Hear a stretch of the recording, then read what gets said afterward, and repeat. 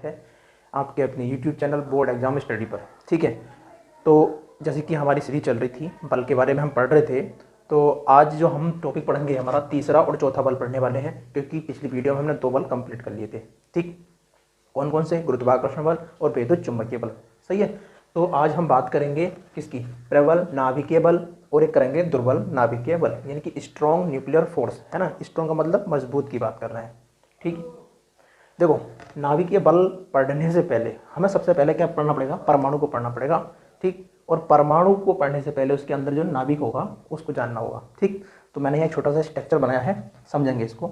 देखो ये जो ब्लैक है ना हमारा, ये जो ब्लैक इतना, ठीक, ये जो ब्लैक है, ये ब्लैक है हमारा क्या? परमाणु। ठीक, ये पूरा एक परमाणु है, समझ में आ रही है बात? ठीक, अब इसके अंदर जो रेड कलर से मैंने दर्शाया है, ठीक है, शो किया है, तो ये जो है हमारा एक नाभिक है, यानी इस परमाणु का अंदर जो है ये एक नाभिक होता है। क्या होता है? एक नाभिक होता है। ठीक, अब इस नाभिक के अंदर भी कुछ होता है, जैसे कि सबसे पहले इसके अंदर प्रोटॉन होते हैं, जो मैंने ब्लू कलर में यहाँ पर शो कर दिए। ठीक है, क्या होते हैं? प्रोटॉन्स होते हैं। और यहाँ पर जो मैंने ग्रीन कलर में दर्शाए इसके अंदर, ये होते हैं हमारे न्यूट्रॉन्स। ठीक, न्यूट्रॉन और प्रोटॉनों का जो यहाँ पर एक इकट्ठे होते हैं, इन चीज़ों को हम क्या बोलते हैं? नाभिक बोलते हैं। क्या बोलते हैं? नाभिक बोलते हैं। ठीक, अब इलेक्ट्रॉन जो होते हैं इसके चारों ओर नाभिक के, इलेक्ट्रॉन्स नाभिक के चारों ओर क्या करते हैं? सर्किल, चक्कर लगाते रहते हैं, चक्कर लगाते रहते, घूमते रहते हैं। बात समझ में आ गई? दोबारा समझा रहा हूँ, ये पूरा एक परमाणु है, इस परमाणु के अंदर एक नाभिक होता है। ठीक है, नाभिक के अंदर न्यूट्रॉन और प्रोटॉन होते हैं, और चारों तरफ इलेक्ट्रॉन्स चक्कर लगाते हैं।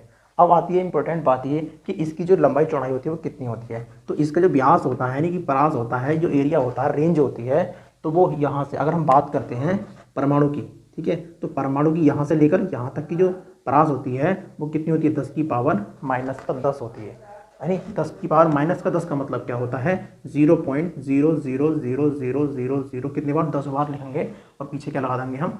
1 लगा देंगे। तो ये जो है इतना छोटा होता है। ठीक, अब ये तो इतना छोटा हो गया, लेकिन नाभिक तो और भी छोटा है, तो कितना लिखते हैं उसको कि 10 की पावर माइनस का 15। तो अब यहाँ पर हमें 15 जीरो लगाने पड़ेंगे पॉइंट के बाद। बात क्लियर है ना? चलिए, तो हम समझते हैं कि आप लोगों के नाभिक समझ में आ गया होगा, परमाणु क्या होता है। ठीक, अब आते हैं बात हम अपने प्रश्न पर। प्रश्न ये है कि प्रबल नाभिकीय बल क्या होता है, स्ट्रॉन्ग न्यूक्लियर फोर्स क्या होता है। देखिए यहाँ पे मैंने लिखा है शॉर्ट में बहुत ज़्यादा है कि नाभिक में उपस्थित प्रोटॉन व न्यूट्रॉनों के बीच लगने वाला जो बल होता है वो क्या कहलाता है? हमारा क्या कहलाता है? प्रबल नाभिकीय बल कहलाता है। ठीक है, यानी कि जो नाभिक के अंदर जो प्रोटॉन होते हैं और न्यूट्रॉन होते हैं, उनके बीच जो फोर्स लगता है, बल लगता है, वो प्रबल नाभिकीय बल कहलाता है। बात समझ में आ गई? अब ये होता क्या है? इसमें कुछ इंपॉर्टेंट चीज़ें हैं, फैक्ट है। देखो, विद्युत चुंबकीय बल से, कौन से जो भी हमने पीछे पढ़ा है, उस विद्युत चुंबकीय बल से 100 गुना ताकतवर होता है, इतना प्रबल होता है, 100 गुना। बात समझ में आ रही है नहीं? तथा गुरुत्वाकर्षण बल से लगभग कितना होता है? 10 की पावर 25, या क्योंकि कई बार अपवाद है यहाँ पर, तो 10 की पावर 25 या 10 की पावर 38 तक मिल जाता है कि इतना गुना ज़्यादा प्रबल होता है। अब 10 की पावर 25 का मतलब आप समझते होंगे या नहीं, मैं समझा देता हूँ कि 10 की पावर का मतलब होता है कि एक के बाद कितने जीरो लगने हैं? 25। अब इस तरीके से 25 जीरो लगा दो। ठीक है, कहाँ तक लगने?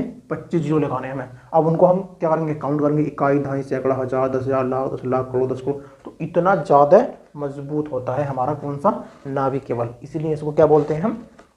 प्रबल नाभिकीय बल के अनुसार, ठीक है, जानते हैं। बात समझ में आ गई?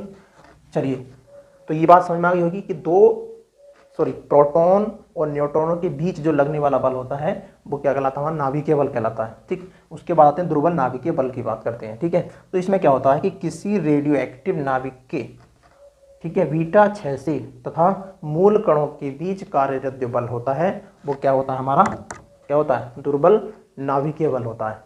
ठीक, अब ये समझ में नहीं आ रहा होगा कि क्षय की बात क्या हो रही है। ठीक है, अब रेडियो एक्टिव क्या है ये, है ना? तो मैं आप लोगों को समझा दूँ एक बेसिक सी नॉलेज के अनुसार, ठीक है, भाषा में, कि भाई मान लीजिए परिवार में हम 4 लोग हैं। ठीक है, एक जो है बहुत ज़्यादा परेशान करता है घर को, तो क्या करेंगे? उसको डंडा मार के बाहर निकल। ठीक है, होता नहीं ऐसा? तो उसके प्रति हमारा जो प्रेम होगा, स्नेह होगा, वो कम हो जाएगा। ठीक है, तो वो दूर पहुँच जाएगा, तो हमारा जो अट्रैक्शन उसके बीच कम हो जाएगा। सही है, क्योंकि वो बहुत ज़्यादा परेशान करता है। तो ऐसे यहाँ पर होता है, मान लीजिए यहाँ पे कोई क्या है, ये बूंदी का लड्डू रखा हुआ है, नहीं? क्या रख दिया मैंने? यहाँ पे बूंदी का एक लड्डू रख दिया। सही है, अब इसके अंदर चींटियाँ आ गई, उसको खाना शुरू कर दिया, तो क्या हुआ? थोड़ी देर के बाद या कुछ समय के बाद तो क्या हुआ? छोटा हो जाएगा। तो छोटा होने के बाद अब ये चींटी नहीं खा रही, फिलहाल मैं समझो कि वो दूर हट गए, यानी जो पॉइंट थे उसके, यानी कि जो कण थे वो हमारे दूर हट गए, तो इनके बीच जो फोर्स लगेगा वो क्या हो जाएगा, दुर्बल हो जाएगा। क्योंकि अगर पास में होते तो ज़्यादा फोर्स लगता, अगर दूर है तो क्या होगा, उनके बीच कम फोर्स लगेगा, कम बल लगेगा। ठीक है, अब मान लीजिए जैसे कि यहाँ पर क्या हमारी, यहाँ पर हमारी अर्थ हो गई, ठीक है, यहाँ पर क्या हो गया, हमारा सन हो गया, सही है। तो इनके बीच की दूरी जो है ना वो बहुत ज़्यादा है, इसीलिए यहाँ पर कम बल लगता है। ठीक है, इसलिए इनके बीच जो लगने वाला बल होता है वो गुरुत्वाकर्षण बल होता है। लेकिन अगर नाभिक के अंदर की बात करते हैं हम, है ना, तो इनके बीच जो बल लगता है वो क्या होता है, हमारा प्रबल बल होता है। जो क्योंकि दो वस्तुएं या दो पिंड एक जगह एक पास होंगे तो उनके बीच ज़्यादा बल लगता है। ठीक है, तो ये चीज़ आप लोगों को समझ में आ गई होगी।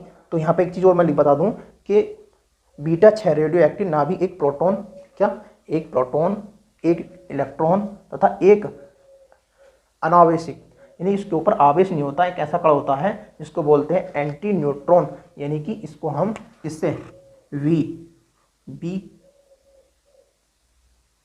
बार, यानी तो इसको हम बी नहीं पढ़ेंगे। ठीक है, बी की तरह है बना हुआ वी के, लेकिन इसको वी नहीं पढ़ते हैं, इसको न्यू पढ़ते हैं। क्या पढ़ते हैं, न्यू, इसको न्यू पढ़ते हैं। ठीक है, यहाँ पे एक समीकरण दे रखी छोटी सी, है ना, ये क्या होता है, न्यूट्रॉन होता है, ये प्रोटॉन होता है, और ये क्या होता है, हमारा इलेक्ट्रॉन होता है। और ये हमारा जो अनावश्यक था, क्या था, एंटी न्यूट्रॉन जो था वो हमारा ये हो गया। सही है, तो इंपॉर्टेंट समझने का केवल ये था, परमाणु समझ लीजिएगा और यहाँ पे इस चीज़ को समझ लीजिएगा। ठीक है, तो फिर मिलेंगे नई वीडियो के साथ। Thank you class.